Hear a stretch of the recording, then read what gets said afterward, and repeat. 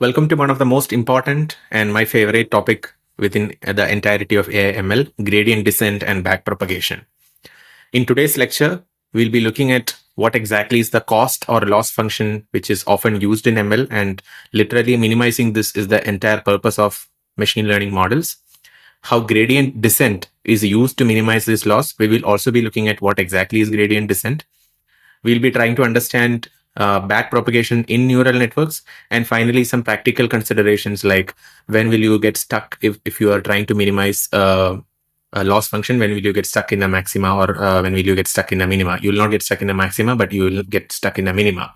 So we'll be looking at all of these in this lecture, and this lecture is part of the course Foundations for Machine Learning. So I welcome you to the lecture. Let's start. So firstly, the concept of loss function is fairly straightforward. In machine learning, you have a desired outcome. Let's say if you are building a classification model, or if you are building a linear regression model, you have a target and you want to have the model predict some number which is as close to the target as possible. But the problem is you just don't have one single input and one output. You have maybe 100 inputs and corresponding 100 outputs. So now how do you make sure that your model, which is either a line or which is like a hyperplane in the case of neural network, how will this make a prediction which will minimize your, let's say, minimize your distance from the actual value compared to what you have predicted?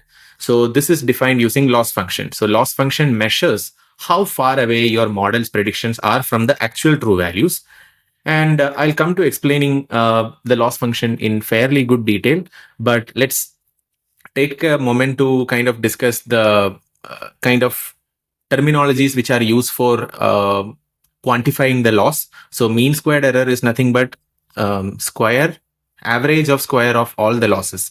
So in linear regression, if the straight line is your model and if these are your data points, then mean squared error is nothing but sigma I equal to 1 to n. If you have n number of points, y predicted minus y actual, the ith one, ith predicted y minus ith actual y squared divided by n. So this is the MSE. And if you put a square root to this will become root mean squared error. So that is the one used for regression. And for classification, it is something called as cross entropy loss. So that you can define as minus yi minus sigma yi ln yi cap. So this is the summation of, this is the true value, this is the predicted value, and this is the natural logarithm. So this is cross entropy loss. Let's not go into the detail. I just wanted to say that, okay, these are all examples of loss quantification. Now let's look at, imagine we have a data set, which are pairs of xy values where x is mapping to y. So x1, if x1 is the input, y1 is the output, x2 is the input means y2 is the output, and so on. So in general, we can fit this provided the data set has a linear behavior. We can fit a linear, like a line through these set of data points. And let's say the line that fits through this data point is of the form wx plus b. So it's like y equal to mx plus c form, where m is the slope. So here w is the slope and b is the y-intercept. Now every individual predicted y, which is yi cap, will be wxi plus b. So if xi is the input, then yi cap is the predicted output. And what is the actual output? Actual output is yi itself without the cap. Now what this says is the loss that we have, which means the degree or the distance by which you are far off from the actual value, is a function of w and b, because xi and yi you are not going to change. Input and output, it's given to you. The only parameters that you are bringing extra here is w and b, which is the slope and intercept of the line. So now the loss is actually a function of the slope and intercept. And the loss function here, the mean squared error loss function, you can define as 1 by n sigma I equal to 1 to n yi minus yi cap the whole square. So yi cap is the predicted value and yi is the true value. And how do you write this? This you can also write as equal to 1 by n sigma equal to 1 to n yi minus wxi plus b. So wxi plus b was the predicted yi cap, the whole square, right? Now, what is our goal? Our goal is to minimize this loss. If this loss can be zero, that is which is the minimum possible for any function with sum of squares in it, because square is always positive number. If possible, if loss becomes zero, amazing, but it's almost impossible in linear regression. So then our next best goal is to minimize the loss. So find the values of W and B, which are the slope and intercept parameters, which will help you minimize the mean squared error, right? So find W and find the suitable W and suitable B, which will minimize L. So how do you do that? This is where gradient descent algorithm comes in. So gradient descent, what we do in this gradient descent is we first calculate the loss, then we calculate the gradient of the loss with respect to parameters. And how do you represent it? Del of loss with respect to parameters theta. And what is del? If loss depends on W and B, then del is nothing but dou L by dou W, comma dou L by dou B. And this is a vector. It has two dimensions because there are two parameters. The loss along the gradient of the loss along the direction of W, the gradient of the loss along the direction of B. And our goal is to move in a direction where the loss is decreasing. So if you go in the positive direction of gradient, it means you are going to increase the loss. So you move in the opposite direction of that. That is why it's called gradient descending, not ascending. So, and here the parameters in case of a neural network in general, the parameters will be like weights, W1, W2, etc. up to Wn. There will also be bias. There will be other parameters, but in general, we can call all of them as parameters theta. So what we do is first we calculate the loss, L of theta. So loss is a function of the parameters. Then we calculate the gradient of the loss. So here is del of L, where you are doing dou L by dou theta 1. So if you have multiple parameters, you're doing dou L by dou theta 1, dou L by dou theta 2, etc. Right? So that is what this del theta represents. And once you calculate the gradient of loss with respect to theta, you move in the opposite direction. And at what rate do you move? You move at certain parameter, you move at a learning rate. So here this alpha parameter defines something called as learning rate. And it says, okay, you calculate the magnitude of the loss function at a particular point, but you move at a 1/10 of that gradient in the opposite direction. And then what you do is you assign theta to be theta minus the new value of theta, meaning new set of parameters, to be theta minus eta times gradient of loss. So what it does here is it modifies every single parameter here, W1, W2, W3 up to Wn. So this step will slightly modify every single one of these parameters, and this is repeated again and again and again. And this is what is done essentially in gradient descent in machine learning algorithms to minimize the loss. So that is what is written here, which we already discussed. And eta is a small positive number like 0.1, 0.01, etc. And we know that gradient, if we simply calculate the gradient of a function, it points in the direction of the steepest increase. So if we are calculating the gradient of the function here, it points in this direction, right? And if this function itself is function of loss L of theta, then if you want to minimize L of theta, you move over here. So you move in the opposite direction of the del L. That's what we are doing. Now let's look at a numerical example, and this will make it very, very clear to you. I'll also show this with help of an Excel sheet, actual calculation of gradient descent, how the loss is minimized in steps one by one. So consider this to be the inputs: x equal to 1, 2, 3, 4, y equal to 2, 3, 4, 5. This is probably one of the easiest functions we can imagine. 1, 2, 3, 4, 1, 2, 3, 4, 5. So when x equal to 1, y equal to 2, x equal to 2, y equal to 3, x equal to 3, y equal to 4, and x equal to 4, y equal to 5. So ideally this function looks like a straight line with slope of 1 and intercept equal to y-intercept equal to 1.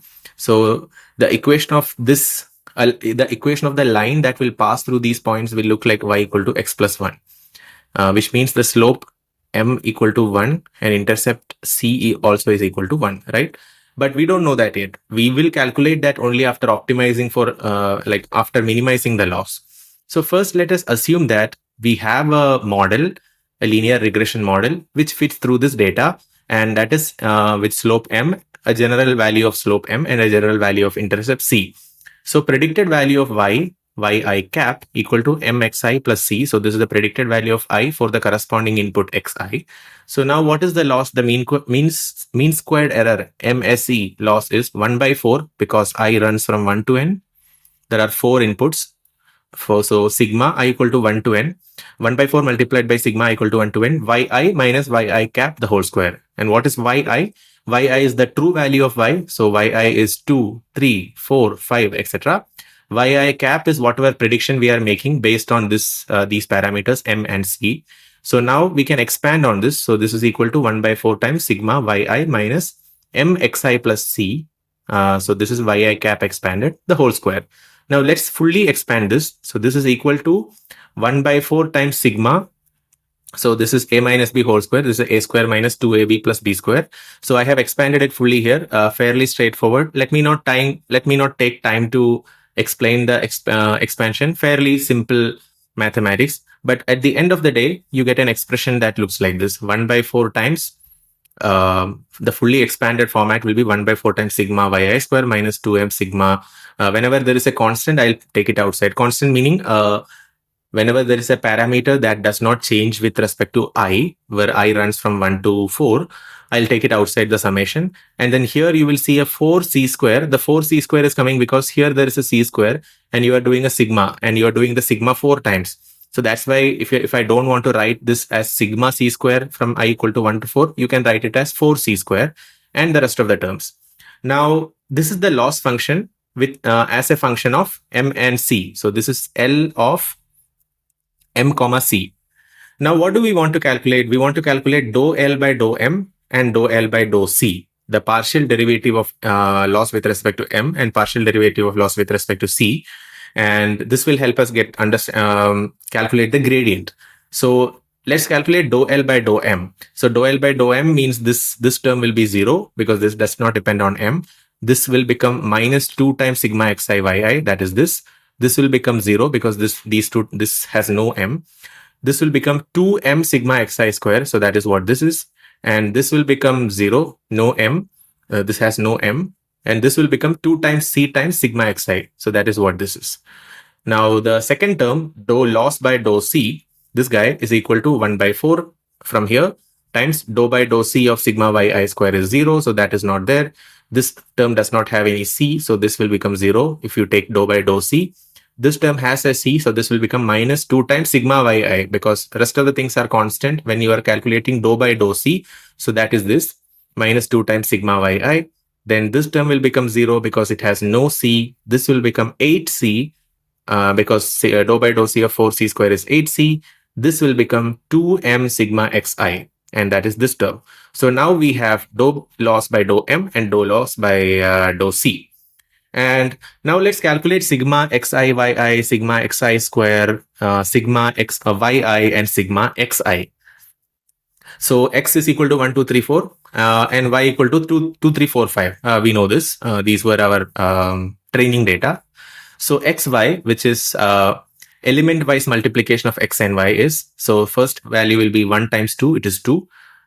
When I say xy, you should imagine this is like xi, yi. I'm just simply writing all the 4 terms in xi, yi. First will be 2, second will be 6, third will be 4 times 3, 12, fourth will be 4 times 5, 20. And xi square will be 1 square, 2 square, 3 square, 4 square. So it will be 1, 4, 9, 16. That is what this is. Then what that means is sigma xi square is 1 plus 4, 5, 5 plus 9, 14, plus 16 equal to 30.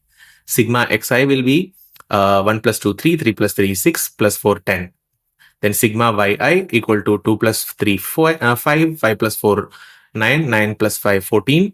And then sigma xi yi will be 2 plus 6, 8, 8 plus 12, 20, 20 plus 20, 40.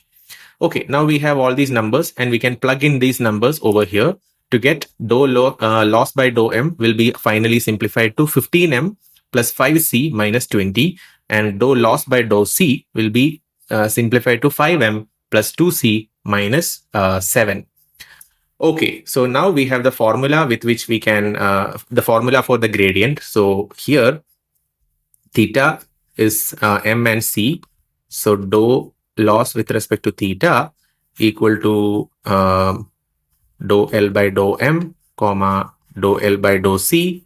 And what is dou L by dou M? 15M plus 5C minus 20. And dou L by dou C is 5M plus 2C minus 7. Now what do? We assign M to be the previous value of M minus eta times dou L by dou M. And we assign C to be the previous value of C minus eta times dou L by dou C, right? This is what we are going to do. So eta is the learning rate and we set it to be 0.1. And we can start with random values of M naught and C naught because we don't know what is the M and C that is going to optimize. In complex cases, in this particular example, we know that slope is 1 and y-intercept is 1 and that will fit through the data points really well. We know that, but this we won't know in all the cases.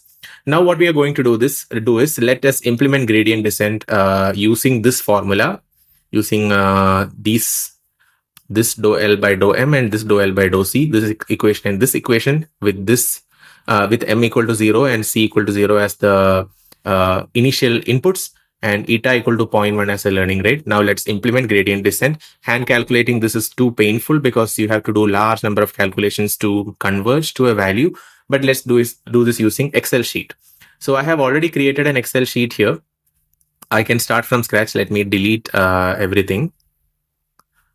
So select all.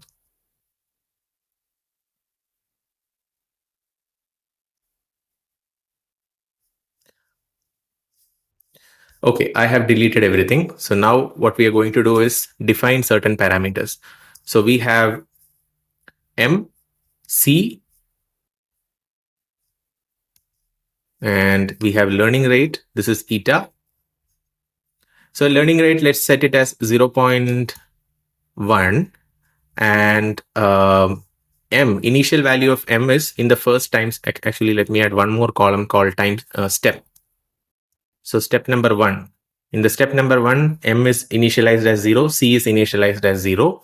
dl by dm. dl by dm, we had a formula. dl by dm or dou L by dou M. Actually, dou is the better usage here, but since I don't know how to type dou, I just type d. dl by dm equal to, dou L by dou M equal to 15m plus 5c minus 20. So this is equal to 15 times m is this guy, plus 5 times C minus 20. I hope this is correct. 15m plus 5c minus 20, correct. Then dl by dc is 5m plus 2c minus 7. So this is equal to 5 times m plus 2 times c minus 7, right? Correct. Now we calculated the change, the gradient, the gradient along m direction and gradient along c direction. Now what should we do? We should calculate in the step 2. Step 2. Let's calculate the modified value of m. So m should be the previous value of m minus learning rate times dou L by dou M. So this is equal to this minus learning rate times dou L by dou M, right? And C, the modified value of C equal to previous value of C minus learning rate times dl by dc. Then the new value of dl by dm will depend on the same formula. So in Excel sheet, it's fairly easy to compute these without manually entering. We can compute simply by clicking this and we can just drag it like this. We can drag it like this. Now I'll tell you a problem will happen in the next line. So here, if I select this whole thing and if I drag, you see some issue has happened. This issue is happening because we have not said that in every single case, learning rate, you have to select this cell. But what the sheet is doing here is in the next step, it's going to this cell. In the next step, this is going to this cell. So you can see that here. So here it just became 1. So what we should do here is to calculate the gradient, this should be B2 minus G2 times D2, but in this G2 we want to keep fixed. So that should be $G $2. And here you say again $G $2. That means when we are calculating for the next steps, you will not move away from the G2 cell. It will remain constant. So now you can drag. So now you can see B2 times this. Okay, I guess something is wrong. So this equal to B2 minus $Z$2 times D2, correct? This should be C2 minus $Z$2 times E2. This is also correct. And yeah, so this should be, let me delete all of this. I just want to see what is, okay, now it's correct. So there was no need for me to select the first row. I should have simply selected because first row does not have any equation. It's just numbers. Fine. So now these are the time steps rows. So let me also calculate time steps. We can simply, yeah, 5, 6, 7, 8. Okay, so let's say first we put time steps up to, let's say 100. I don't know 100 time steps are needed or not. So we have now 100 time steps. So in the first time step, M starts at 0, C starts at 0. Then we calculate the gradient of the loss with respect to M, gradient of loss with respect to C. Then we calculate modified M and modified C. Then we calculate the new gradient with respect to M, with respect to C. Then we modified M and C. And what's the equation using which we do this modification? These two equations. So now you can see that M and C are slowly changing. Learning rate is kept constant. Now let's run this, and you know what values of M and C is the actual solution. The actual solution for this particular example is where M equal to 1 and C equal to 1, because the data points fit very nicely through Y equal to X plus 1. So here M is getting closer to 1, C is not really getting close to 1. So let's run this for more number of steps. I'll click and drag here.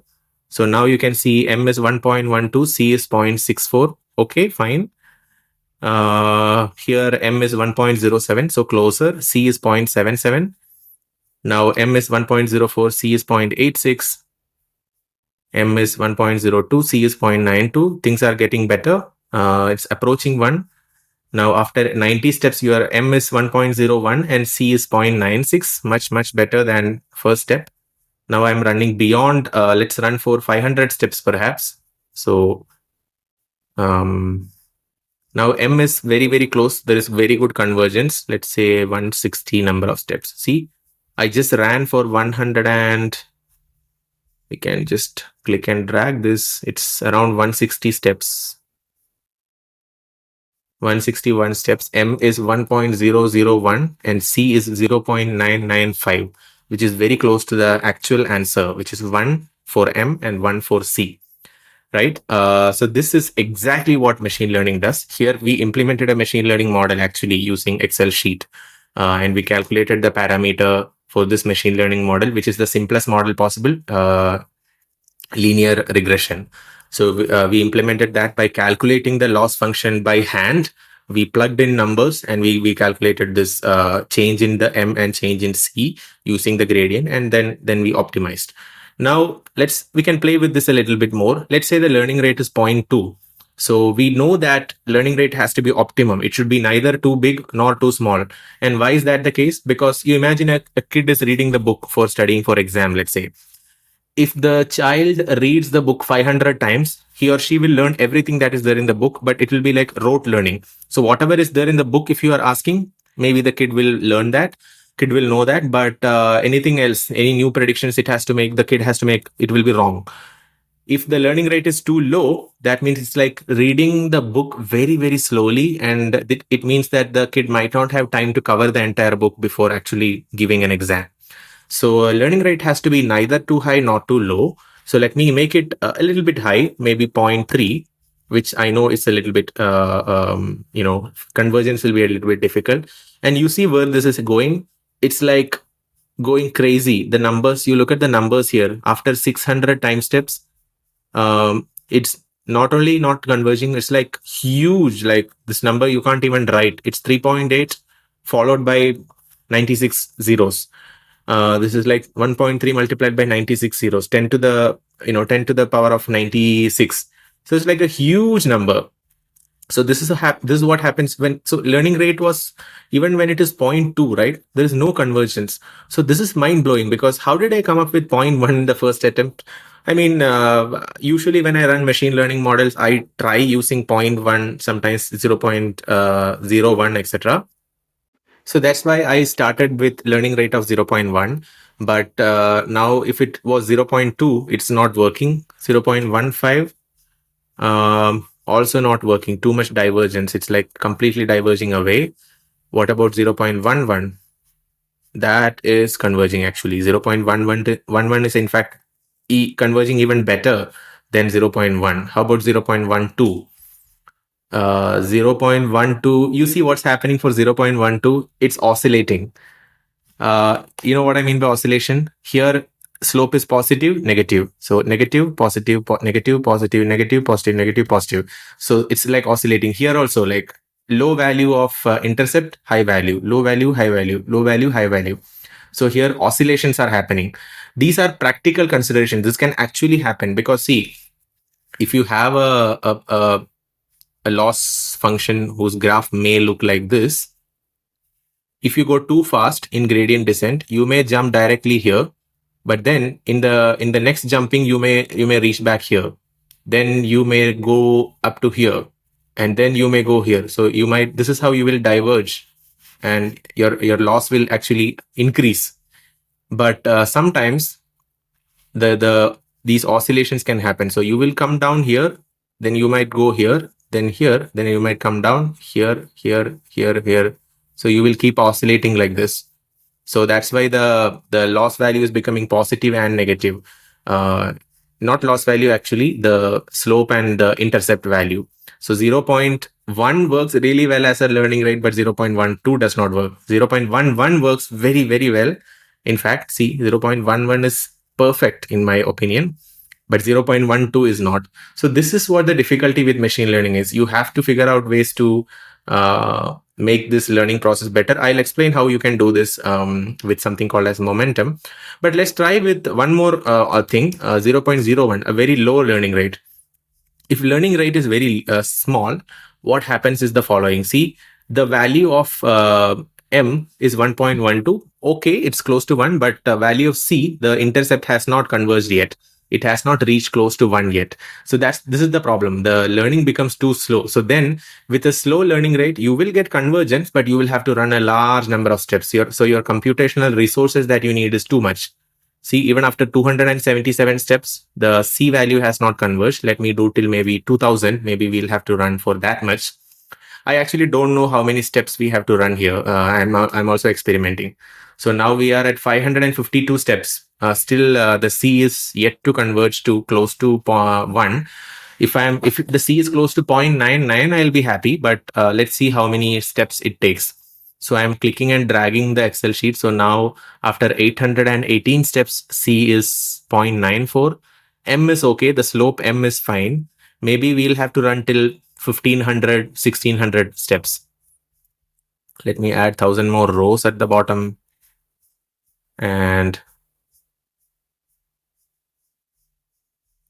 okay, now we are at 0.97. So probably in another 500 steps, this will be close to 0.99. At 1200 steps, it's 0.985.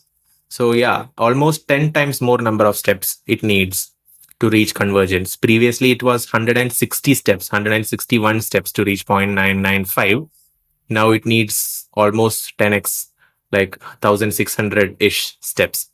See, at 1600, this is 0.995. At 1600, this guy, M, is 1.001. This we accomplished at 160 steps when the learning rate was 0.1 instead of 0.01. So this is how you do gradient descent, and you find the optimum learning rate to make sure that there is fast convergence and there is actually a convergence without getting stuck in the minima or without having oscillations. Now let's come back to the last part, which is backpropagation in neural networks. So a neural network architecture we have not fully discussed in this course yet, but it consists of hidden layers, input layer, and output layer. And this mimics that of a human brain to some extent. That's what these artificial neural networks are trying to do. These individual nodes are similar to individual neurons. So other neurons are connected to them, and these connect to other neurons. So signal goes from this neuron to this, and then there is signal going from this neuron to this neuron to this, etc. And there are a few mathematical calculations happening here, and I don't want to spend too much time on that in this particular lecture, because that's not the point of this lecture. It's more to show you the backpropagation in context of gradient descent.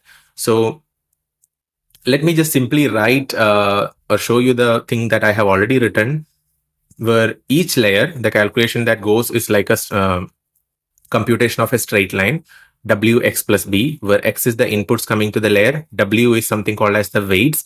Weight is nothing but the degree of strength of connection between two nodes or two neurons. B is bias. And then after this, an activation function is applied, sigma of z. So this is not sigma times z, this is sigma of z. So sigma is the activation function.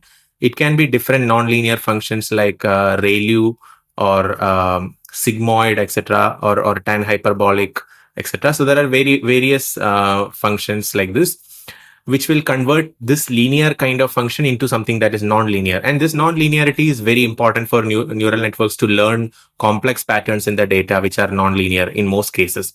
So, but without going into too many details, let me simply just show you how the weights are updated with respect to loss, with respect to the amount of loss. So consider a very small neural network where this is the input layer, this is the output, hidden layer, hidden, and this is output. So in the input layer, when you go from input to the hidden, what happens is the inputs x, and this is a matrix, by the way, it's not one single value of x, it's a matrix representation of the inputs. It gets multiplied by the weights of the first layer, weights between the input and hidden layer, plus bias of the first layer. So Z1 is the output, what you get as a result of that. And then this Z1 will go through an activation function. So this actually, I can just replace, I can simply copy this Z1. So it's sigma of Z1 will be the new input that is going into the next layer. So here x was the input that was coming into this layer, and that layer did W1 times input plus B1. And here it does W2 times input, and input is what? Input is activation function applied over Z1. So sigma of Z1 plus B2. And then final layer is another activation function, sigma of Z2, right? Let's say this is our small neural network. Let's not draw, it won't be represented exactly like this, but I just wanted to show you this in mathematical format. Now, loss is what? Loss we can define to be something like y minus y real minus y predicted the whole square. And here a 1/2 is added so that this, when we do dou loss by dou y, this 2 and 1/2 will get cancelled, but it's not needed. But it just makes our math look a little bit good looking. So here, the loss is the square of difference between, it can be square, it can also be absolute value. So it can be y real minus y predicted. It can be something like this also, but the difference between the square function and this absolute value function is that absolute value function is not differentiable at here. Like this is like mod x, but something like y equal to x square is having a parabolic shape. So it is differentiable at all points. So that's the reason why we use a function like this to define loss. And if this is the loss, now let's apply something called as chain rule. So what we really want to calculate is what are the values of W1s and B1s. So for a moment, we can ignore B1 because bias is anytime 0. So let's say B is not there in the picture. Let's ignore B. Now, what is our singular goal here?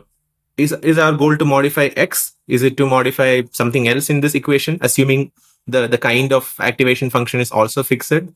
No, our goal is to change the values of W1 and W2, the weights in the first layer and weights in the next layer. That is what we want to change. And how do we want to change this? We want to change it in such a way that the loss is minimized. So here, first, when we apply the chain rule, we calculate dou L by dou Y prime, meaning the rate of change of loss with respect to prediction Y itself. And if you do that, you will get something like Y cap minus Y. Now we are starting from the output, right? So input layer, hidden layer, output. So here is the W1, W2s are all here, and then output is here. So Y prime is coming here. So we start with, and loss is calculated between Y and Y prime. So we start with loss by dou Y prime. Then we go to dou L. We have to reach here, dou L by dou W2. So what we do, dou L by dou W2 is nothing but based on chain rule. It is dou L by dou Y prime times dou Y prime by dou Z2 times dou Z2 by dou W2. How is this? Because let me bring this here. Z1 equal to W1x, Z1 equal to W1x, Z2 equal to sigma of Z1, and Y equal to sigma of Z2. So if we want dou L by dou W2, okay, one more thing, sorry. Here I made a mistake. Z2 equal to W2 sigma of Z1 plus, bias is not needed. So let me remove that, not have the bias.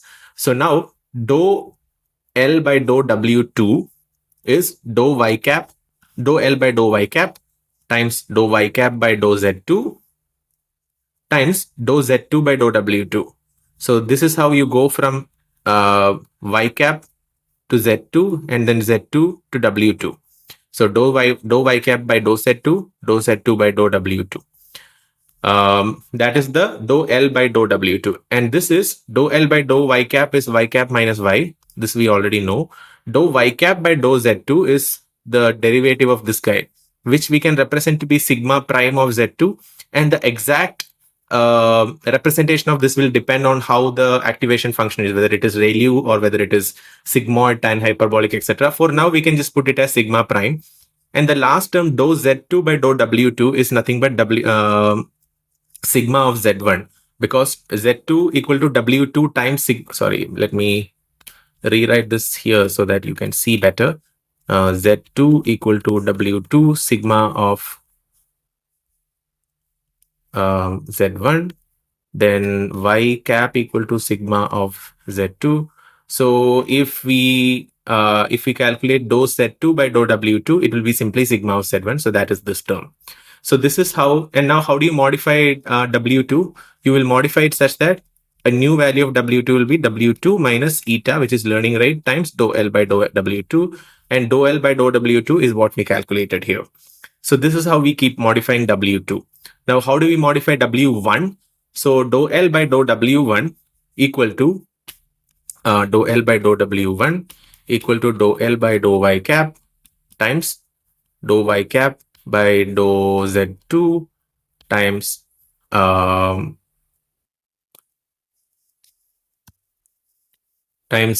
dou Z2 by dou Z1 times dou Z1 by dou W1. Now this is Y cap minus Y times dou Y cap by dou Z2 is sigma prime of Z2 times dou Z2 by dou Z1 will be W2 times dou by dou Z of this guy, W2 times sigma prime of Z1 times dou Z1 by dou W1 would be X times X. So this will be the dou L by dou W1. And then what do we do? W1 will be assigned as W1 minus eta times dou L by dou W1. Now see, this expression became bigger because now we have traveled from outer layer to hidden layer and hidden layer to the input layer. So we moved one more layer inside. And now if we had to move one more layer inside, if the neural network had more hidden layers, there will be more number of terms. But this is exactly how you modify the weights during backpropagation. So backpropagation is basically this systematic chain rule application. So this is chain rule, this rule where you calculate the dou L by dou W1 by chaining the partial derivatives like this. This is chain rule application, and we apply this chain rule from layer after layer. Like from we go from outermost layer all the way till towards the input layer. And once we have the gradient of the loss with respect to the parameter like weights and bias, we can use the gradient descent to keep updating the weights. What if we had to update the bias? Same procedure. the formula will slightly differ. The final form of this equation will slightly differ if we had bias and if we had to change it. So this is how backward propagation is done. Now let's discuss one last thing, practical consideration in machine learning. So you saw that when we are calculating in the Excel sheet, when eta was too large, in fact, not even too large, when we went from 0.11, this was perfect. It was perfectly working. But when we went to 0.12, the convergence was not at all there. It was like oscillating. And then from here, when we went to 0.2, it was complete divergence. So we were overshooting the minima. And if eta is too small, progress is very slow. So we saw that when we use 0.01. So that is what is represented in this graph. If the learning rate is too small, then the steps that the function will take to move towards the minima will be very small. Whereas if learning rate is very large, it might completely diverge like this. It might go, the loss might blow up. So it can also be visualized. The gradient descent can also be visualized here. Let me just open this. This will give you a fairly good visualization. So let's start with sin x, or maybe 10 sin x. I want to increase the amplitude, and let's start with 0.1. So here you see this is y equal to sin x. How do I maximize? Yeah. This is y equal to 10 sin x actually. And then we have defined a learning rate. So let's keep the learning rate to be 0.1, right? Now I'm going to move one step. Next iteration. So see, it's moving towards the minima. It reached the minima in like just 4 steps. Now let me restart. And here I will say learning rate is 0.01. Then what happens? You see it's moving very, very, very, very, very slowly. Slowly, it's moving. And it reached the minima. So learning rate being too small is fine. What if it was high, like 0.5? What happens? Setup. You see, it's not converging. It's like randomly going at random places. What if this was 0.3? Let me set up. See what's happening? This is oscillation. It's oscillating from one point to the other because learning rate is a bit high. And if it is too high, there will be tendency to diverge. Let me make it 0.4. Then see it's going random places. It's not converging at all. So, but if it is 0.1, I think it will nicely converge. You see, 0.1 means it converged very, very fast. 0.01, it is too slow. I'm clicking this multiple times. Iteration, it took 25, 27, 30 iterations, 40 iterations. Yeah. Awesome. So this URL I'll share. Just check this out. This will give you a fairly good idea of the gradient descent. And here again, I mean, here there is no local minima or anything. Let's take a polygon actually. Okay, how about this? Here we can try to start from 0.3, setup, okay, and learning rate. See learning rate, and then it's coming, and it will hopefully stay at the minima. And it is happening. So it has converged very nicely. But if the learning rate is 0.1, it will be much faster. See, it took only very few number of steps to converge. It has already converged. What if this was 0.2? If we set it up, it did overshoot a little bit, but it has converged. If this was 0.3, set it up, it kind of went outside. See, I think this might oscillate. Okay, it did not oscillate, but 0.28. See, it overshot and it did not catch the minima. So this is what happens when you don't have the right learning rate. And how do we solve this problem then? Is it easy to find the right learning rate? So there is a concept called momentum-based gradient descent. In momentum-based gradient descent, what is done is the value, the previous updated value is added to the current update. And the equation is fairly straightforward. See, the new values of parameter depends on previous value of parameter plus some kind of velocity term. And this velocity term itself resembles that of the gradient descent. See, the calculation of the velocity term itself is velocity at time t equal to velocity of time t minus 1 minus eta times gradient of loss with respect to theta. But there is also a gamma added here. And gamma value, I think, is typically between 0.1 to 0.9 or something like that. But I think visually is how you can see this much better.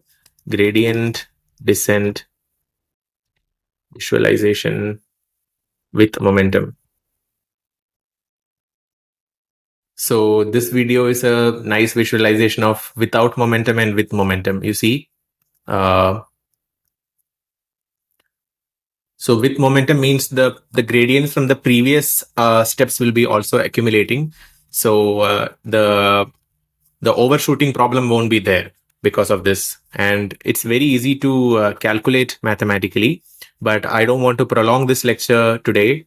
But it's fairly easy to, you can also try this yourself, but create a Excel sheet like this and put this formula by assuming a value of gamma somewhere between 0.1 to 0.9. Let me just delete this.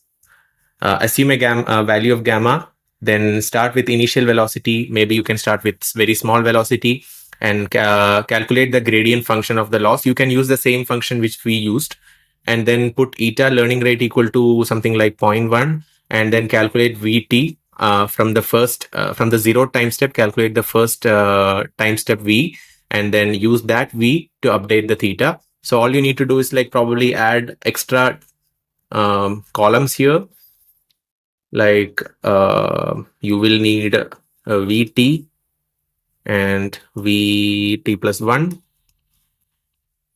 and you use VT plus 1 to calculate. Actually, let me write it as VT minus 1 and VT. And this VT you will use to calculate the next value of M and C. And VT minus 1, maybe we can start it with 0. And let's say gamma is 0.5. Then velocity at t minus 1. So Vt will be equal to gamma, which is $J$2 times Vt minus 1 minus eta times gradient, this, which should be like this, times dl by dm for the first case. Let me move it here. And you have to also do the same for dl by dc. So it will be for dl by dc, it will be, yeah, I think it's dl by dc. And this is for m, and this is for c. And then what we do is the new value of m and new value of c, instead of it depending on this, the new value of m will be the previous value of m minus Vt. Sorry, plus Vt. So this will be equal to this plus this guy. And then this will be equal to this plus this guy. So this is C. And then you keep on calculating dl by dm again using that dl by dm and the previous value of Vt. You calculate the new value of Vt. Using the new value of Vt for m, using m and c, you calculate the next value of m and c, etc. You can continue doing that. But let me not go into that right now, because we have demonstrated adequately the idea of convergence and non-convergence. And this will be a good time to wind up the lecture. We'll be covering gradient descent in much more detail in our optimization module, which will be coming next. So, but I wanted this lecture to serve as a very nice intro so that you can appreciate why gradient descent is such an important thing in AI/ML, and why backpropagation is literally the cornerstone of machine learning, like the neural network optimization. So thank you for being here with me throughout all these lectures. Thank you for listening to me. I think you have all come a very long way. And now we are on to probably one of the most exciting parts of the course. From the next lecture onwards, we'll be looking at optimization. So until then, please take care. See you next time. Bye.